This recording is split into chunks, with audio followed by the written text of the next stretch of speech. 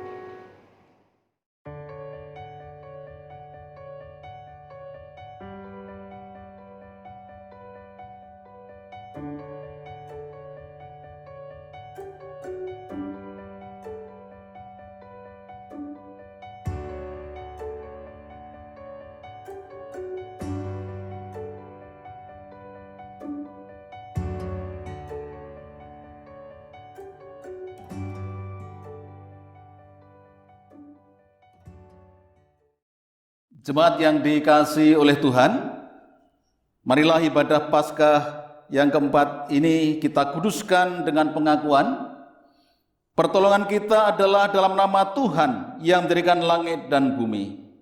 Amin. Amin.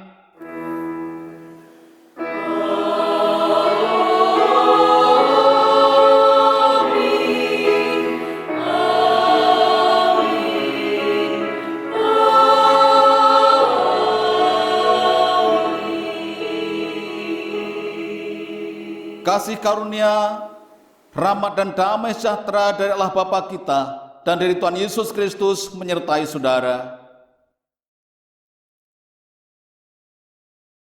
Jemaat yang terkasih, nats pembimbing pada ibadah minggu hari ini diambil dari kitab Ayub, pasal 42 ayat 2. Demikian firman Tuhan. Aku tahu bahwa engkau sanggup melakukan segala sesuatu, dan tidak ada rencanamu yang gagal. Mari kita sambut firman Tuhan ini dengan menyanyikan kidung pujian yang diambil dari Kidung Jemaat 34, bait pertama sampai dengan ketiga. Disalib Yesus di Kalvari.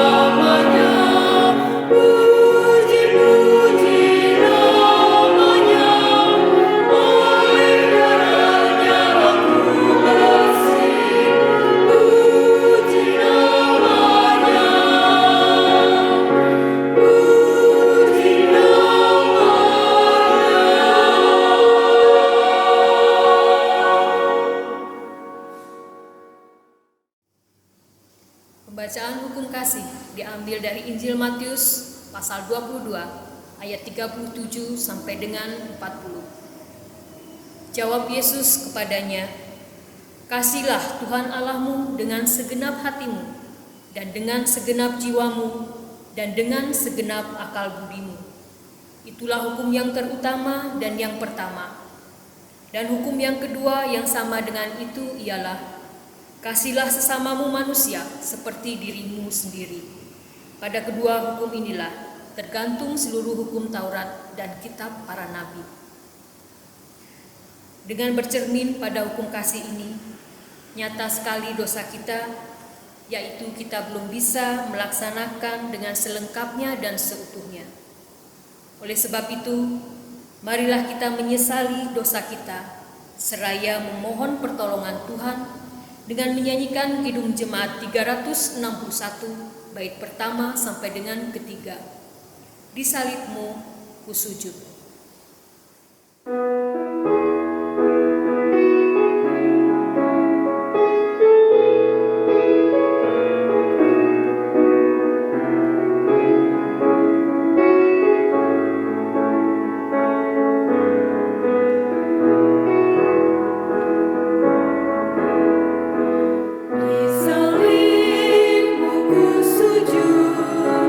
Miskin, muda dan lemah,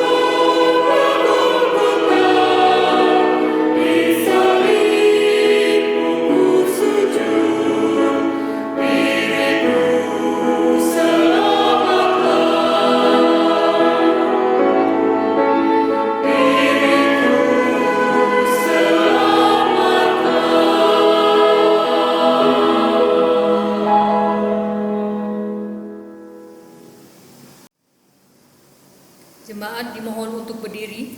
Kita akan bersama-sama mendengarkan berita anugerah yang diambil dari 1 Petrus 2 ayat 24. Ia sendiri telah memikul dosa kita di dalam tubuhnya di kayu salib, supaya kita yang telah mati terhadap dosa hidup untuk kebenaran. Oleh bilur-bilurnya kamu telah sembuh. Demikian firman Tuhan.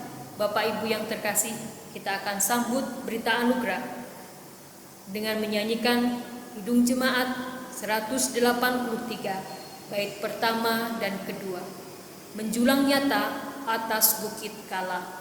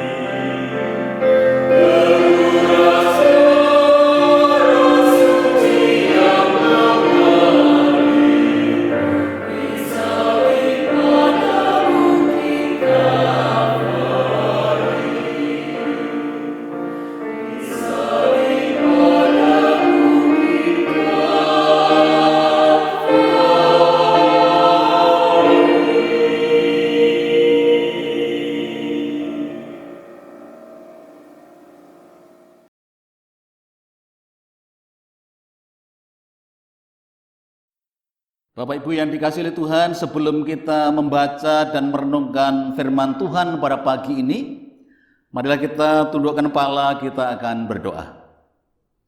Bapa kami di dalam surga, Allah yang kami kenal di dalam nama Yesus Tuhan kami, tantinya kami menaikkan pujian dan syukur kami kepadamu ya Tuhan. Oleh karena kesetiaan-Mu kami rasakan Engkau terus memelihara, memimpin, menolong kami dalam perjalanan hidup kami sampai dengan hari ini. Di tengah-tengah kami menghadapi COVID-19 ya Tuhan, kami merasakan bagaimana Engkau setia untuk terus memimpin kami. Dan kami terus merindukan Tuhan, Engkau akan berbicara kepada kami, agar kami bisa menjalani hidup ini lebih baik daripada hari-hari yang lalu. Karena itu berbicaralah kepada kami Tuhan melalui firman Tuhan yang akan merenungkan pagi ini. Dan kami mohon Roh Kudus-Mu yang akan menolong kami, agar kami dapat memahami kehendak-Mu Tuhan. Terlebih mampukanlah kami juga melakukannya, sehingga nama Tuhan yang selalu kami permuliakan. Terpujilah Engkau ya Tuhan, kami menyambut firman-Mu pagi ini dan pengucapan syukur di dalam nama Tuhan Yesus. Amin. Firman Tuhan pada pagi ini akan kita baca dari 2 Raja-Raja pasal yang ke-7 ayat 1 sampai ayat yang ke-20. 2 2 Raja-Raja pasal yang ke-7 ayat yang pertama sampai 20. Bapak Ibu bisa menyimak di Alkitab masing-masing, saya akan membacakannya demikian. Lalu berkatalah Elisa, dengarlah firman Tuhan. Beginilah firman Tuhan, besok kira-kira waktu ini, sesukat tepung yang terbaik akan berharga sesikal, dan 2 sukat jelai akan berharga sesikal di pintu gerbang Samaria. Tetapi perwira yang menjadi ajudan raja menjawab abdi Allah, katanya, sekalipun Tuhan membuat tingkap-tingkap di langit, masakan hal itu mungkin terjadi?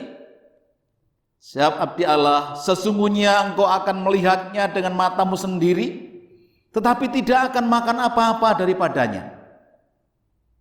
4 orang yang sakit kusta ada di depan pintu gerbang. Berkatalah yang seorang kepada yang lain, mengapakah kita duduk-duduk di sini sampai mati? Jika kita berkata, baiklah kita masuk ke kota, padahal dalam kota ada kelaparan, kita akan mati di sana. Dan jika kita tinggal di sini, kita akan mati juga. Jadi sekarang marilah kita menyeberang ke perkemahan tentara Aram. Jika mereka membiarkan kita hidup, kita akan hidup. Dan jika mereka mematikan kita, kita akan mati. Lalu pada waktu senja bangkitlah mereka masuk ke tempat perkemahan orang Aram. Tetapi ketika mereka sampai ke pinggir tempat perkemahan orang Aram itu, tampaklah tidak ada orang di sana. Sebab Tuhan telah membuat tentara Aram itu mendengar bunyi kereta, bunyi kuda, bunyi tentara yang besar, sehingga berkatalah yang seorang kepada yang lain, sesungguhnya Raja Israel telah mengupah raja-raja orang Het dan raja-raja orang Misraim melawan kita, supaya mereka menyerangnya. Karena itu bangkitlah mereka melarikan diri pada waktu senja, dengan meninggalkan kemah dan kuda dan keledai mereka, serta tempat perkemahan itu dengan begitu saja. Mereka melarikan diri menyelamatkan nyawanya. Ketika orang-orang yang sakit kusta itu sampai ke pinggir tempat perkemahan, masuklah mereka ke dalam sebuah kemah, lalu makan dan minum. Sesudah itu mereka mengangkut dari sana emas dan perak dan pakaian. Kemudian pergilah mereka menyembunyikannya. Lalu datanglah mereka kembali masuk ke dalam kemah yang lain dan mengangkut juga barang-barang dari sana. Kemudian pergilah mereka menyembunyikannya. Lalu berkatalah yang seorang kepada yang lain, tidak patut yang kita lakukan ini. Hari ini ialah hari kabar baik. Tetapi kita ini tinggal diam saja. Apabila kita menanti sampai terang pagi, maka hukuman akan menimpa kita. Jadi sekarang, marilah kita pergi menghadap untuk memberitahukan hal itu ke istana raja. Mereka pergi, lalu berseru kepada penunggu pintu gerbang kota, dan menceritakan kepada orang-orang itu, katanya, kami sudah masuk ke tempat perkemahan orang Aram, dan ternyata tidak ada orang di sana. Dan tidak ada suara manusia kedengaran.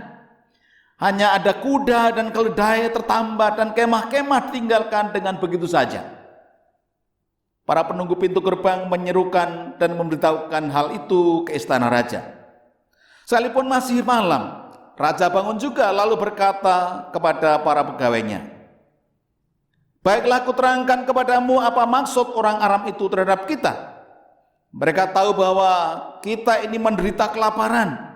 Sebab itu mereka keluar dari tempat perkemahan untuk menyembunyikan diri di padang. Sambil berpikir, apabila orang Israel keluar dari dalam kota, kita akan menangkap mereka hidup-hidup. Kemudian kita akan masuk ke dalam kota. Lalu salah seorang pegawainya menjawab, baiklah kita ambil 5 ekor dari kuda yang masih tinggal di dalam kota ini. Tentulah keadaannya seperti seluruh khalayak ramai Israel yang sudah habis mati itu. Biarlah kita suruh saja orang pergi supaya kita lihat. Setelah itu mereka mengambil 2 kereta kuda. Kemudian raja menyuruh mereka menyusul tentara Aram sambil berkata, pergilah melihatnya. Lalu pergilah mereka menyusul orang-orang itu sampai ke sungai Yordan. Dan tampaklah seluruh jalan itu penuh dengan pakaian dan perkakas yang dilemparkan oleh orang Aram pada waktu mereka lari terburu-buru. Kemudian pulanglah suruhan-suruhan itu dan menceritakan hal itu kepada raja. Ayat 16 berkata, maka keluarlah penduduk kota itu menjarah tempat perkemahan orang Aram.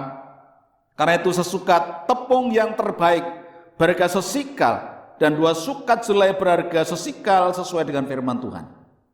Adapun raja telah menempatkan perwira yang menjadi ajudannya itu mengawasi pintu gerbang.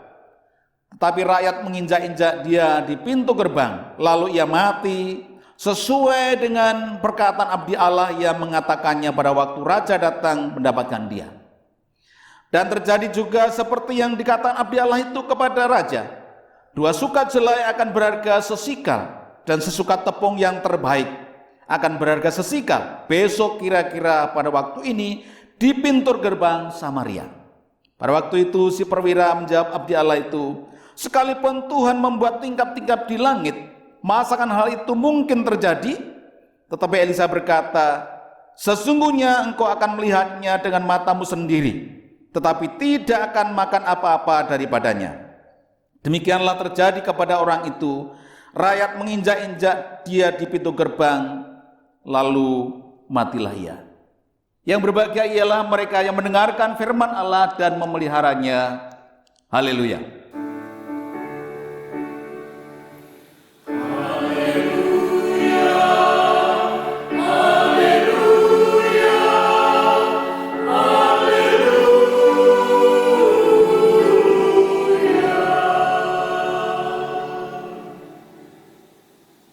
Salam Bapak Ibu dan Saudara yang saya kasih di dalam Tuhan. Minggu ini kita masuki minggu keempat Paskah. Dengan tema yang akan kita renungkan pada pagi ini adalah Tuhan sanggup mengubah keadaan. Sekali lagi tema kita pagi ini adalah Tuhan sanggup mengubah keadaan.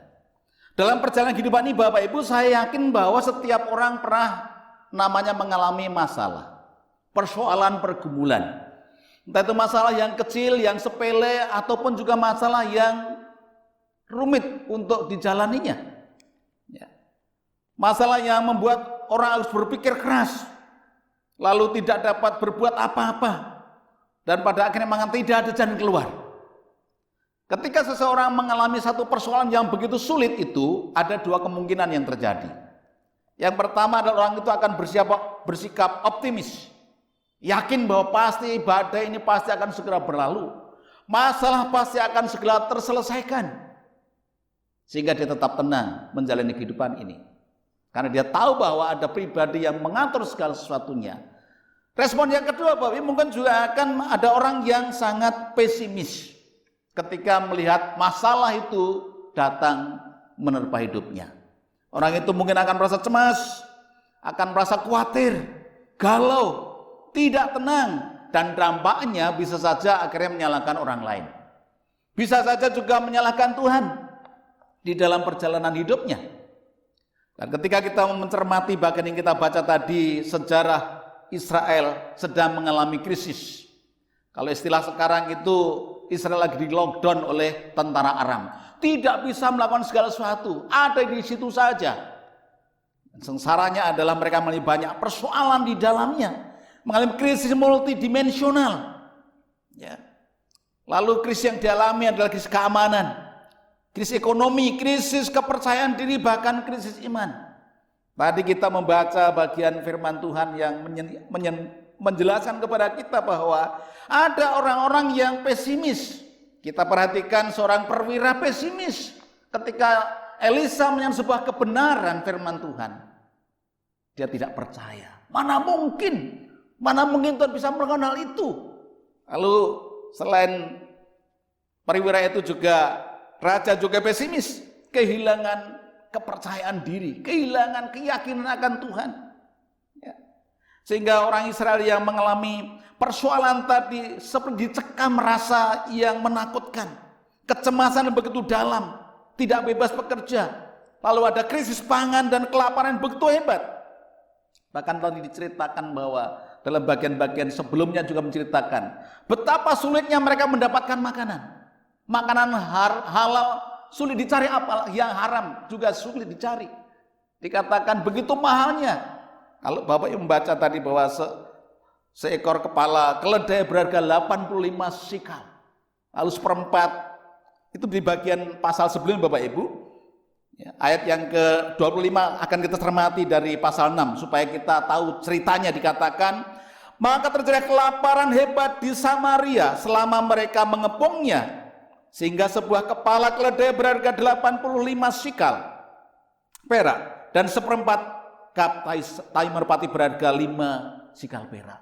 Ini satu kondisi yang sangat menyedihkan, di mana makanan yang halal tidak ada, hanya yang haram pun mahal harganya.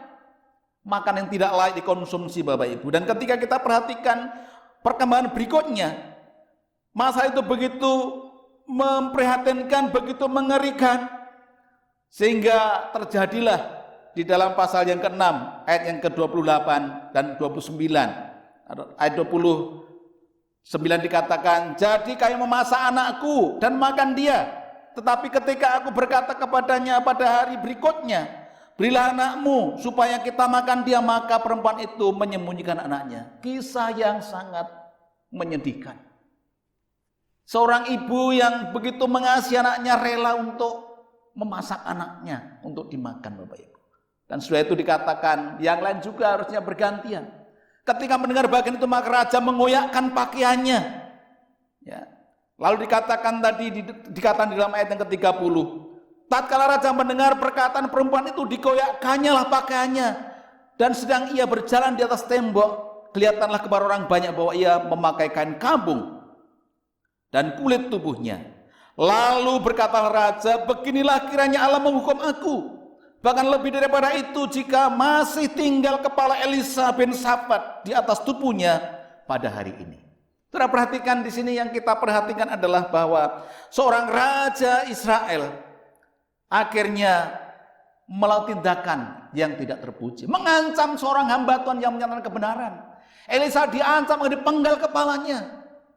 Bukan saja itu Bapak Ibu, kalau kita perhatikan di dalam ayat yang ke-33 dari pasal 6, maka kita akan memperhatikan di sana. Selagi ia berbicara dengan mereka, datanglah raja mendapatkan dia. Berkatalah raja kepadanya, sesungguhnya malapetaka ini adalah daripada Tuhan. Mengapa aku berharap kepada Tuhan lagi? Setelah kita perhatikan, raja ini sudah kehilangan spiritualitasnya, sudah kehilangan keyakinannya akan Tuhan. Bahkan dikatakan tadi apa? Dia menyalahkan Tuhan. Dia mengalami namanya krisis iman Bapak Ibu. Jadi persoalan yang dialami membuat saudara kita perwira tadi pesimis, lalu raja juga menyalahkan orang lain, bahkan menyalahkan Tuhan. Dia mengancam hamba Tuhan untuk membunuhnya. Itu yang terjadi Bapak kondisinya, suasana yang tidak menyenangkan. Tetapi kita bisa belajar dari orang-orang yang sebenarnya tidak diperhitungkan oleh dunia. Orang-orang yang sederhana, dikatakan orang kusta. Itu orang yang tidak diperhitungkan, orang pinggiran, orang menjijikkan. Tapi kita perhatikan, Tuhan bisa menggunakan siapapun untuk mengubah sebuah keadaan. Ketika kita memperhatikan 4 orang kusta tadi Bapak Ibu, cerita yang begitu menarik kalau kita cermati. Di dalam pasal 7 ayat 4 kita bisa memperhatikan, saya baca sekali lagi, dikatakan di sana. Ayat yang ketiga dan 4 dikatakan, 4 orang yang sakit kusta ada di depan pintu gerbang. Berkatalah yang seorang kepada yang lain, mengapakah kita duduk-duduk di sini sampai mati? Jika kita berkata, baiklah kita masuk ke kota, padahal dalam kota ada kelaparan, kita akan mati di sana. Dan jika kita tinggal di sini, kita akan mati juga. Jadi sekarang marilah kita menyeberang ke perkemahan Aram, tentara Aram. Jika mereka membunuh, jika mereka membiarkan kita hidup, kita akan hidup. Dan jika mereka matikan kita, kita akan mati. Saudara, kita perhatikan ada 4 orang kusta yang memiliki pemikiran yang berbeda. Ya. Dalam bagian ini kita bisa perhatikan bahwa 4 orang kusta tadi punya sikap yang positif, punya tekad. Ya. Kalau kita di sini kita mati, masuk kota juga mati yang gak ada makanan, baiklah kita nyebrang ke tentara Aram. Dan ini sebuah resiko Bapak Ibu. Resikonya harus diambil. Dan jaminannya adalah nyawa mereka. Tetapi mereka mau untuk melakukannya. Mereka mengambil keputusan yang sangat tepat. Hingga mereka masuk ke perkemahan Aram dan yang terjadi adalah perkemahan sudah kosong. Mengapa perkemahan itu kosong? Karena Tuhan mengerjakan yang indah di sana. Tuhan yang membuat perubahan, bukan kita. Tuhan yang buat perubahan. Mari kita cermati ayat yang ke-6 Bapak Ibu dari pasal 7 tadi. Menarik untuk kita cermati ayat yang ke-6. Sebab Tuhan telah membuat tentara Aram itu mendengar bunyi kereta, bunyi kuda, bunyi tentara yang besar.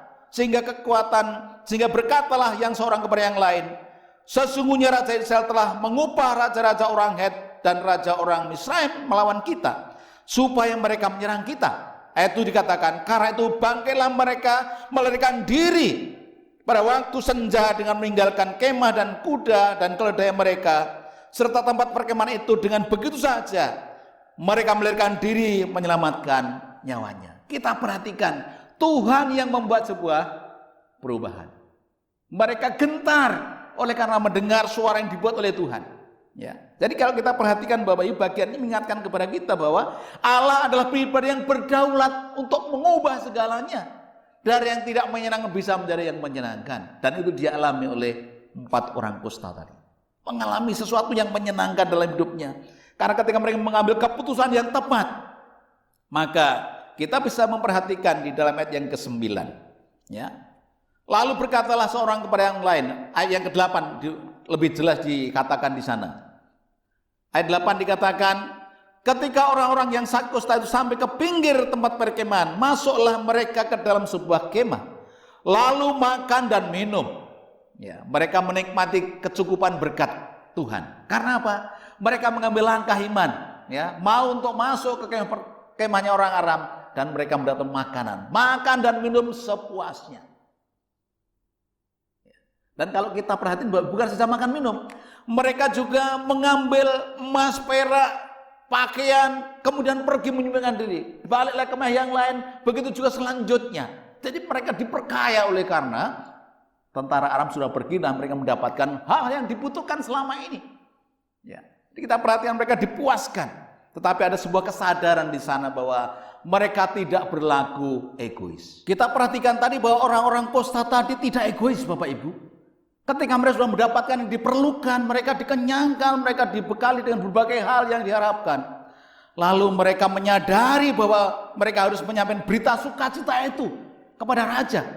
Karena mereka juga berpikir kalau mereka tidak menyampaikan berita sukacita, mungkin mereka akan kena hukuman. Karena itu mereka menyampaikan tadi di dalam ayat yang ke-9. Tidak patut yang kita lakukan ini. Hari ini adalah hari kabar baik, tetapi kita ini tinggal diam saja. Apabila kita menanti sampai terang pagi, maka hukuman akan menimpa kita. Jadi sekarang, mari kita pergi menghadap untuk memberitahukan hal itu ke istana raja. Lalu mereka menyampaikan berita sukacita itu. Berita sukacita disampaikan kepada raja dan mendatangkan satu sukacita yang besar. Umat Allah akhirnya mengalami kelegaan. Allah mengubah satu keadaan luar biasa. Peran Allah begitu jelas di sini Bapak Ibu. Kita perhatikan bagaimana Tuhan yang mengatur segala-galanya. Lalu nubuat daripada Elisa yang kita perhatikan dalam pasal 7 ayat 1 tadi. Dikatakan tadi, berkata Elisa, dengarlah firman Tuhan, beginilah firman Tuhan. Besok kira-kira waktu ini, sesukat tepung yang terbaik akan berharga sesikal. Dan 2 sukat jelai akan berharga sesikal di pintu gerbang Samaria digenapi. Ketika mereka mendapatkan berbagai hal yang terjadi, maka kemurahan Tuhan dinyatakan bagi orang-orang Israel. Mereka mendapatkan berita sukacita dari orang-orang yang tidak diperhitungkan oleh dunia. Dan orang kusta dipakai Tuhan untuk membuat sebuah perubahan. Bapak ini kasih Tuhan dan saudara sekalian, melalui kisah tersebut di atas ada beberapa hal yang menginspirasi kita. Yang pertama adalah ketika kita menghadapi situasi yang sulit, situasi yang seolah-olah tidak ada jalan keluarnya, seperti sekarang ini kita dalam kondisi yang seolah-olah tidak ada solusi, belum ada solusi yang jelas. Dikatakan apa? Yang pertama adalah tetap optimis di tengah kesukaran. Tetap optimis di tengah kesukaran. Keempat orang kusta tadi memiliki pikiran dan harapan yang baik dari diri mereka untuk tidak menyerah pada keadaan yang sedang dialami. Karena apa? Tuhan berdaulat atas segala-galanya. Oleh karena itu kita sebagai umat Tuhan, tentu kita tidak mau kalah dengan orang kusta tadi. Di tengah-tengah situasi yang kondisi kita hadapi ketika menghadapi persoalan yang begitu pelik. Ketika kita menghadapi masalah yang begitu sulit, ada solusinya. Kita tetap optimis bahwa Tuhan punya pengaturan yang sempurna.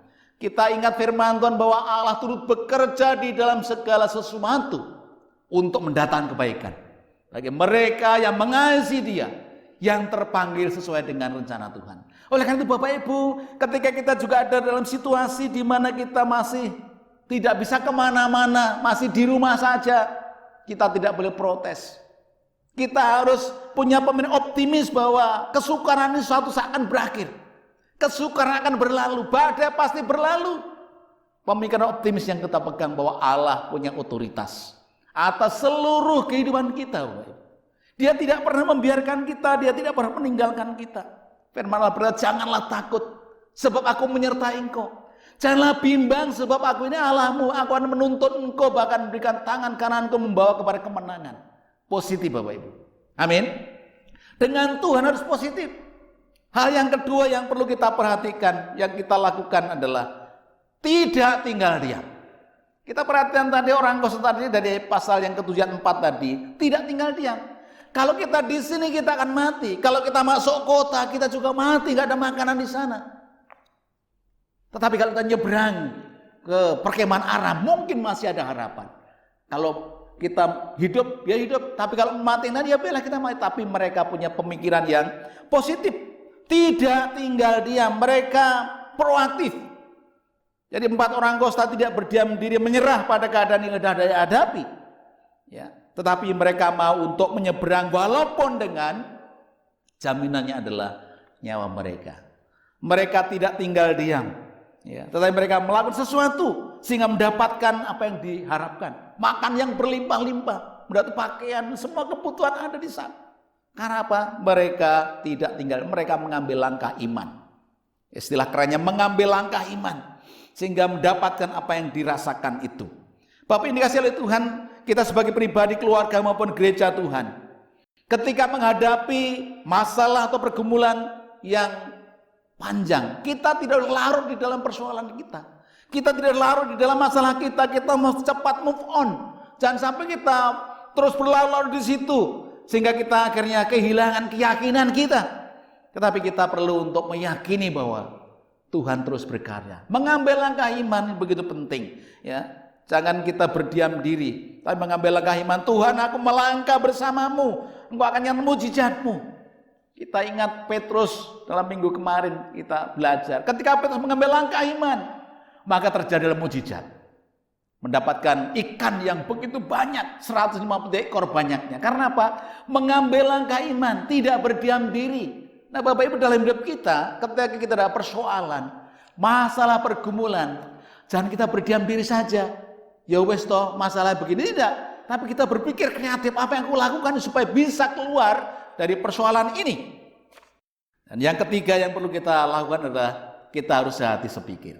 Kita belajar dari 4 orang Kostari Bapak Ibu. Mereka tidak saling menyalahkan, tidak mencari siapa yang paling benar di antara mereka, tidak.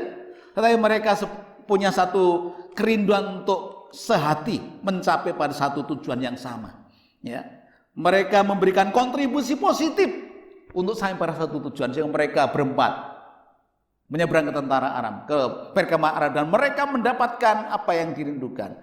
Mereka akhirnya mendapat sebuah perubahan, mengubah keadaan dilakukan oleh Tuhan. Karena apa? Ada orang-orang yang sehati dan sepikir. Bapak Ibu, Tuhan manggil kita sebagai gereja untuk sehati sepikir. Tidak perlu kita saling menyalahkan, tidak perlu kita saling merasa aku paling benar, tidak perlu Bapak, tidak ada untungnya. Tapi bagaimana kita sehati sepikir dalam hidup kita untuk mencapai tujuan yang Tuhan berikan kepada kita. Gereja kita punya tujuan yang luar biasa. Saya selalu ingat visi gereja kita. Bapak Ibu mungkin juga masih ingat. Saya selalu ingat. Gereja Kristen Sumatera bagian selatan GKSBS Tanjung Karang punya visi. Gereja yang menjadi berkat bagi masyarakat. Menjadi berkat bagi masyarakat bisa terjadi kalau kita sehati sepikir. Tapi kalau kita nggak sehati sepikir, Bapak Ibu, kita nggak bisa membawa dampak. Karena itu betapa pentingnya di dalam kehidupan kita, di mana kita juga sedang mengalami masalah yang sangat berat. COVID-19 ini Bapak kita juga perlu sehati sepikir agar kita mau berbuat sesuatu di dalam perjalanan hidup kita. Dan sehati sepikir itu bukan hanya di dalam pemikiran saja, tapi bagian implementasikan di dalam pelayanan. Maka bagian yang keempat yang perlu kita lakukan adalah punya sikap peduli kepada sesama. Sikap peduli kepada sesama, care kepada saudara kita yang lain. Ada banyak orang di sekeliling kita yang membutuhkan uluran tangan kita. Ada banyak orang sekeliling kita yang tidak mendapatkan sesuatu yang diharapkan. Karena itu perlu bagi kita menyampaikan berita sukacita. 4 orang kosta tadi sungguh menyadari bahwa mereka harus menyampaikan kabar baik kepada raja. Kita sebagai orang percaya Bapak Ibu yang sudah mendapatkan anugerah Tuhan yang begitu melimpah, berkat-berkat Tuhan yang melimpah, kita juga harus belajar untuk peduli kepada sesama kita. Dari mimbar sering diucapkan, saya sampaikan bahwa kita harus belajar terima kasih. Terima dari Tuhan semuanya, bukan milik kita, miliknya Tuhan, lalu dikasih kepada sesama kita yang membutuhkan. Ketika terima dan kasih, maka Bapak Ibu kita tidak akan pernah berkekurangan. Tetapi ketika kita egois, terima lalu kita simpan sendiri, tangan kita pakai nyimpen sendiri, maka nggak ada tempat lagi untuk menerima. Tapi kita memberikannya kepada orang yang membutuhkan, tangan kita terbuka untuk terima berkat lagi. Bapak Ibu, dalam hidup kita jangan hitung-hitungan dengan Tuhan. Ya, kadang-kadang orang berhitung dengan Tuhan. Tuhan kalau ini gimana. Kita mau ketika kita menerima sesuatu dari Tuhan, belajar mempercayai Dia untuk kita salurkan. Alkitab berkata bahwa ada orang yang menyebar harta, tetapi bertambah kaya. Ada orang menghemat luar biasa, tetapi selalu berkekurangan. Bapak Ibu, jangan kita terlalu pelit. Tetapi bagaimana kita mau membuka hati kita, membuka diri kita untuk berbagi kepada sesama, terlebih ketika kita sedang dalam suasana yang tidak menyenangkan ini. COVID-19 memporak-porandakan berbagai hal, termasuk perekonomian, termasuk kesehatan, termasuk komunikasi, berbagai hal. Bapak. Karena itu kita sebagai orang yang sudah mendapatkan berkat dari Tuhan, jangan kita nikmati berat sendirian. Terlebih berkat memberi daripada menerima. Jadi bagaimana kita juga belajar untuk peduli kepada sesama di tengah-tengah situasi sekarang ini Bapak Ibu, kita mau untuk belajar berbagi. Firman Allah berkata, kamu telah menerima dengan cuma-cuma, karena itu bagikanlah juga dengan cuma-cuma. Apa yang bisa kita lakukan sekarang ini? Mari kita lakukan Bapak Ibu. Mungkin kita punya sedikit, gak apa-apa yang sedikit dibagikan. Gak usah tunggu kaya baru kita mau berbagi. Kalau dasarnya nggak punya hati berbagi, Bapak Ibu, kaya pun juga nggak mau berbagi. Berbagi itu masalah hati. Kalau kita punya kepedulian pada jiwa, pada sesama, kita mau berbagi, Bapak Ibu. Termasuk berbagi apa? Berbagi keselamatan, berbagi Injil yang sudah Tuhan berikan kepada kita. Kita diselamatkan karena iman kita. Oleh karena itu, tanggung jawab kita adalah bercerita, berbagi kasih kepada sesama yang belum mendapatkan berita itu. Sehingga mereka juga mendapatkan berita sukacita. Karena apa? Kita mau untuk menyampaikan berita sukacita itu.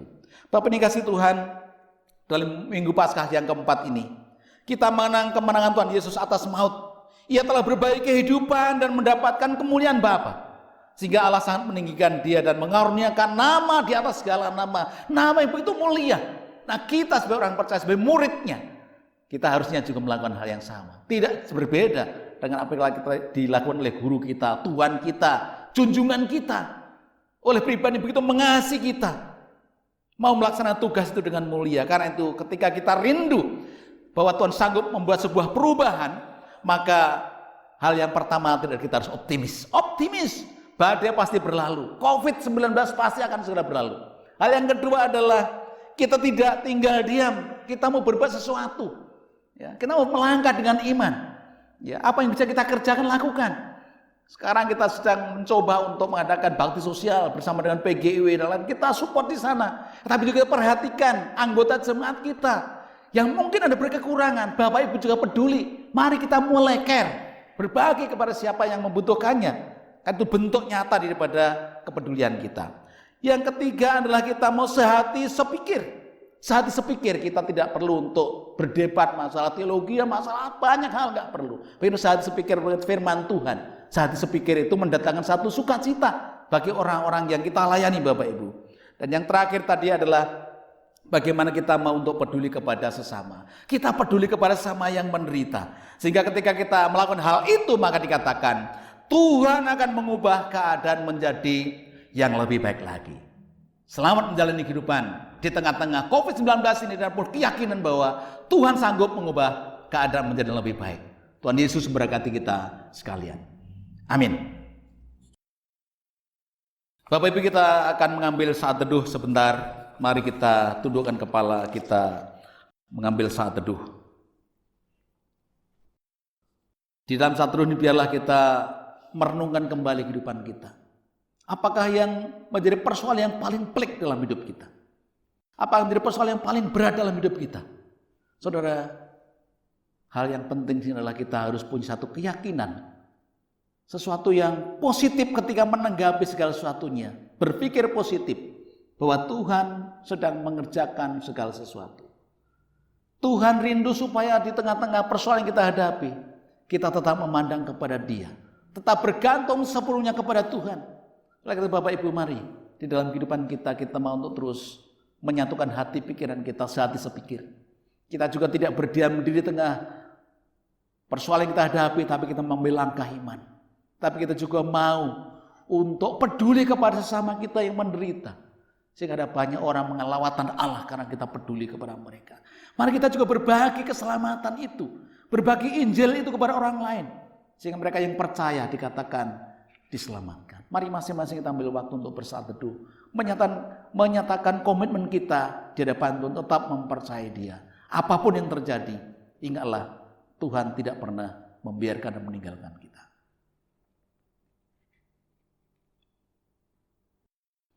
Saat teduh selesai Bapak Ibu, mari kita akan menyambut firman Tuhan tadi dengan memuji Tuhan dari PKJ 125, Dia sanggup.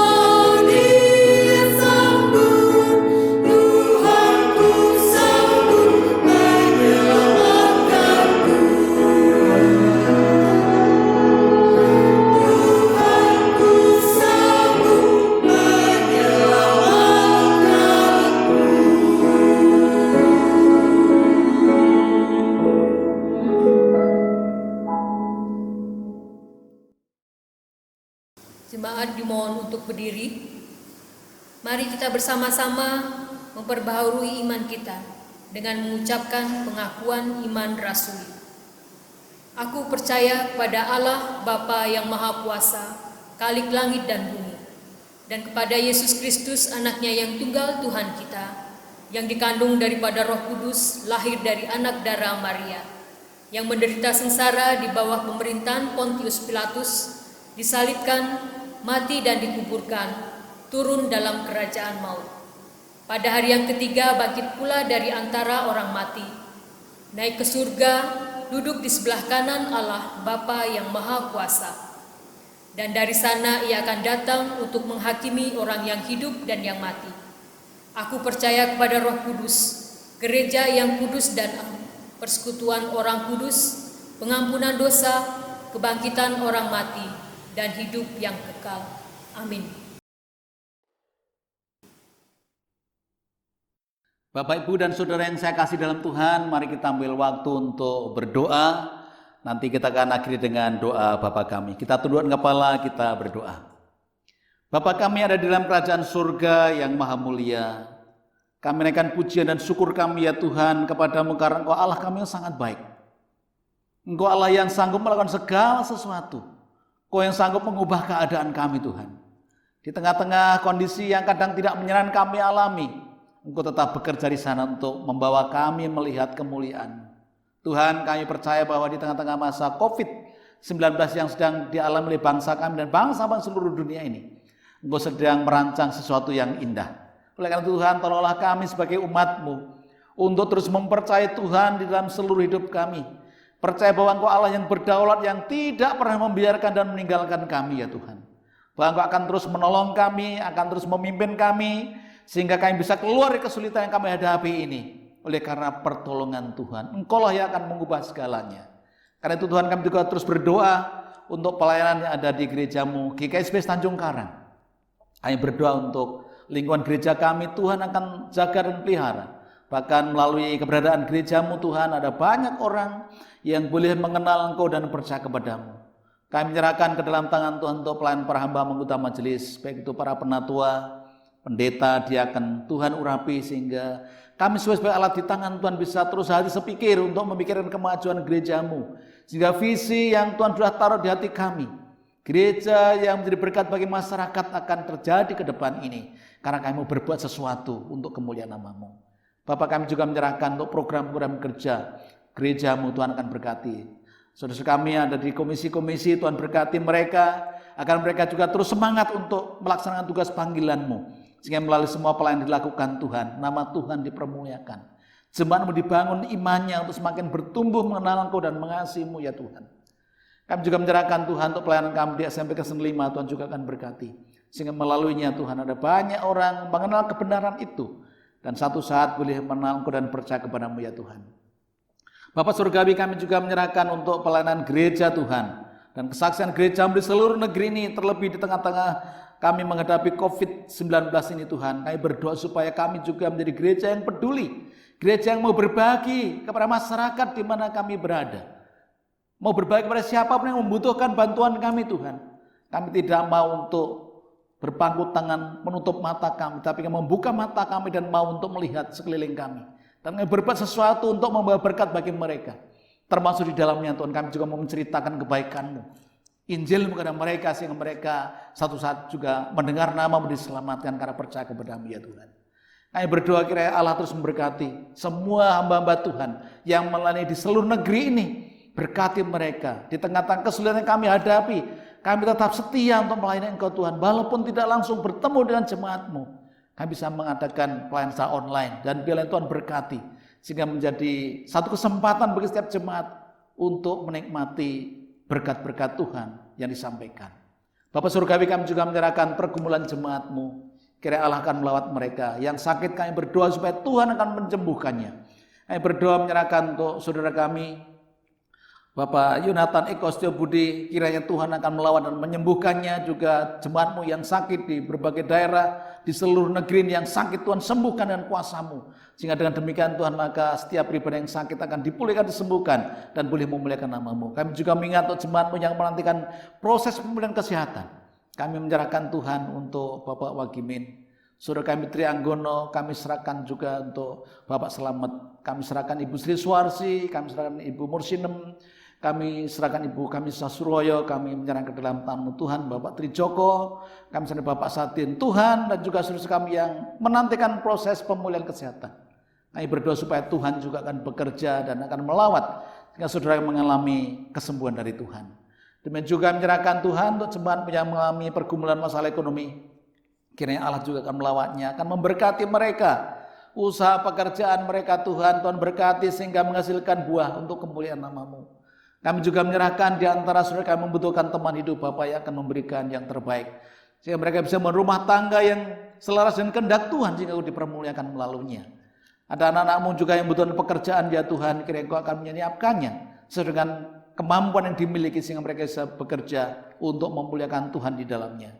Menyerahkan juga jemaat yang sudah lama tidak berbakti karena kondisinya, Tuhan, Engkau yang akan menolong mereka. Bahkan yang sudah lama tidak hadir di dalam pertemuan keluarga, di ibadah keluarga, ibadah minggu, Bapak juga akan melawat mereka, membawa pertobatan bagi mereka. Tuhan, kami juga bersyukur pada minggu ini ada beberapa saudara yang berulang tahun. Kiranya Tuhan berkati. Di tengah masa ulang tahun yang dihadapi, mereka boleh bersyukur kepada Tuhan melakukan sesuatu untuk kemuliaan nama-Mu. Kami juga menyerahkan jemaat yang sudah di Yosua, ya Tuhan. Kiranya Tuhan berkati mereka, sehingga di tengah masa tuanya mereka tetap setia kepada-Mu. Bapa Surgawi, kami terus berdoa menyerahkan bangsa kami Indonesia yang kami kasih di mana kami tinggal.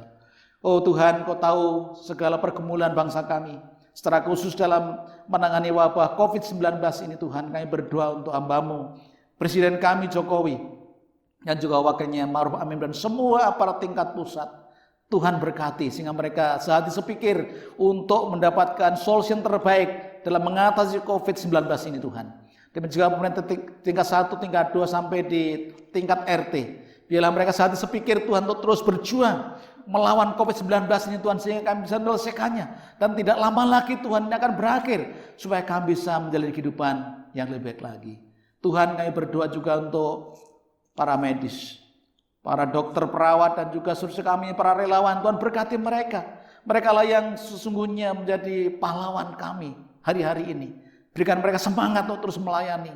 Berikan kesehatan bagi mereka secara sempurna, Tuhan, sehingga bisa melayani saudara yang sakit, dan mereka tetap dijaga oleh Tuhan, bisa melayani dengan leluasa untuk kemuliaan nama-Mu. Kami serahkan juga, Tuhan, untuk saudara-saudara kami yang sedang mengadakan penelitian untuk mencari solusi obat penangkal daripada COVID-19. Bapak berkasih ditemukan untuk penawar daripada COVID-19 ini, sehingga pada akhirnya, Tuhan, maka COVID-19 ini selesai karena obat yang Tuhan berikan kepada kami. Bapak Surgawi, kami terus berdoa di tengah situasi seperti sekarang ini, Tuhan. Kami berdoa agar Engkau juga menjaga keutuhan bangsa kami, menjaga keamanan di tengah-tengah bangsa kami, dimanapun kami berada, Tuhan. Kiranya Tuhan berikan keamanan, termasuk di Provinsi Lampung, di kota kami Bandar Lampung, Tuhan, kami rindu Engkau berikan keamanan, ketenangan kepada masyarakat, sehingga kami semua dapat hidup tenang menunggu proses yang Tuhan sedang kerjakan. Berdoa supaya masyarakat juga mentaati peraturan yang dibuat oleh pemerintah kami, termasuk di dalam daerah-daerah yang melaksanakan PSBB. Tuhan berkati agar ini semua masyarakat setia untuk mengikuti aturan main, sehingga COVID-19 segera berakhir. Sehingga dengan demikian, Tuhan, kami boleh melihat perubahan yang Tuhan berikan di dalam hidup ini. Terima kasih Bapak, kami serahkan hidup kami, Tuhan. Sebentar kami mengakhiri ibadah kami, dan kami akan tetap melaksanakan aktivitas kami di rumah masing-masing. Kami berdoa supaya damai sejahtera dari Tuhan, sukacita dan daripada-Mu terus melimpah-limpah atas kami, dan kami terus menikmati kehadiran Tuhan, sehingga Engkau terus kami permuliakan melaluinya. Terpujilah Engkau, ya Tuhan, kerinduan kami dan doa kami, Tuhan, kami naikkan kepada-Mu di dalam nama Tuhan Yesus yang telah mengajar kami berdoa. Bapa kami yang ada di sorga, dikuduskanlah nama-Mu, datanglah kerajaan-Mu, jadilah kehendak-Mu di bumi seperti di surga. Berikanlah kami pada hari ini makanan kami yang secukupnya, dan ampunilah kami akan kesalahan kami, seperti kami juga mengampuni orang yang bersalah kepada kami. Dan janganlah membawa kami ke dalam pencobaan, tetapi lepaskanlah kami daripada yang jahat. Karena Engkau yang punya kerajaan dan kuasa dan kemuliaan sampai selama-lamanya. Amin. Jemaat yang terkasih di dalam Tuhan, mari kita bersama-sama memberikan persembahan syukur kita. Adapun firman Tuhan yang mendasari kita di dalam memberikan persembahan, diambil dari kitab Yeremia pasal 33 ayat 11. Akan terdengar lagi suara kegirangan dan suara sukacita, suara pengantin laki-laki dan suara pengantin perempuan, suara orang-orang yang mengatakan, bersyukurlah kepada Tuhan semesta alam, sebab Tuhan itu baik, bahwasanya untuk selama-lamanya kasih setianya, sambil mempersembahkan korban syukur di rumah Tuhan. Sebab aku akan memulihkan keadaan negeri ini seperti dahulu, firman Tuhan. Mari Bapak Ibu yang terkasih, kita akan memberikan persembahan dengan diiringi pelengkap kidung jemaat 149, bait pertama sampai dengan ketiga. Ucap syukur pada Tuhan.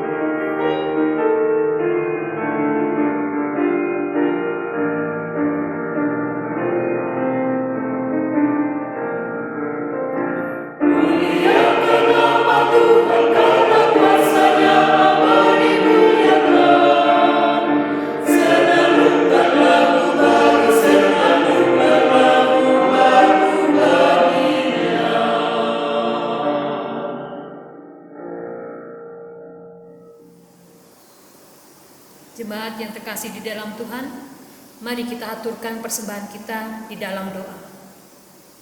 Bapa yang Maha Kasih yang bertahta di kerajaan surga mulia, sungguh kami bersyukur untuk pemeliharaanmu di dalam setiap langkah kehidupan kami. Bersyukur untuk kesehatan yang masih boleh kami rasakan. Bersyukur kalau kami masih bisa bertahan di masa-masa sulit ini. Bersyukur juga kalau kami masih boleh menikmati segala berkat pemberian-Mu. Bapa yang terkasih, sebagai bentuk syukur kami, pada saat ini kami memberikan persembahan. Terimalah persembahan kami ini ya Bapa, dan layakkanlah, sehingga persembahan ini bisa menjadi berkat bagi sesama kami. Ampuni kami, jika di dalam kami memberikan persembahan ini, terselip dosa kami. Tuntun kami selalu ya Bapa dengan Roh Kudus-Mu, supaya kami bisa memberikan kehidupan kami sebagai persembahan yang kudus dan berkenan kepadamu. Terima kasih Bapa, terima kasih. Hanya di dalam nama Tuhan kami Yesus Kristus kami berdoa dan mengucap syukur. Amin.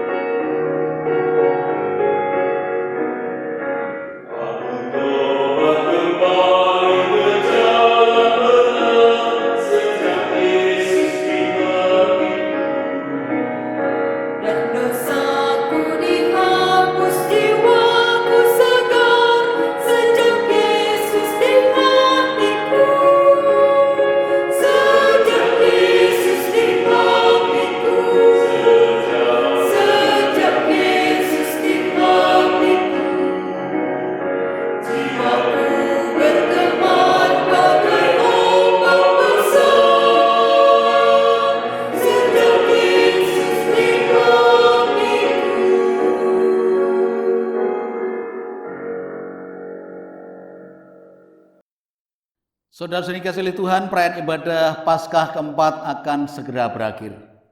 Tetap tinggallah di rumah dengan sejahtera dan sukacita untuk menjadi berkat bagi sesama, dan terimalah berkat Tuhan. Tuhan memberkati engkau dan melindungi engkau. Tuhan menyinari engkau dengan wajah-Nya dan beri engkau kasih karunia.